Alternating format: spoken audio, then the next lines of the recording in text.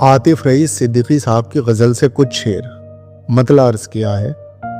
उस शख्स ही से इश्क दोबारा करोगे तुम, तिनके को यानी फिर से सहारा करोगे तुम। सोचो तो कैसे गुजरेगी अब जिंदगी तमाम, कैसे हमारे बाद गुजारा करोगे तुम। सिगरेट, उदासी, अश्क, दुखन, हिज्र और गम, इस सब के साथ जीना गवारा करोगे तुम।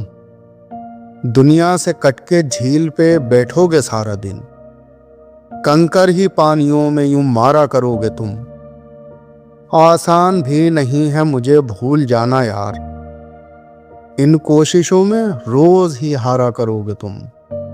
नुकसान जो दिलों का हुआ उसकी खैर है, लेकिन जो जिंदगी का खसारा करोगे तुम। रखे हुए हैं लोग यहाँ जां हथेली पर, हल्का सा सिर्फ एक इशारा करोगे तुम। हर एक चीज होगी वहां आंसुओं से तर, जिन वादियों में जिक्र हमारा करोगे तुम। मैं जानता हूं याद तुम्हें मेरी आएगी, जब टहनियों से फूल उतारा करोगे तुम। उस शख्स ही से इश्क दोबारा करोगे तुम, तिनके को यानी फिर से सहारा करोगे तुम।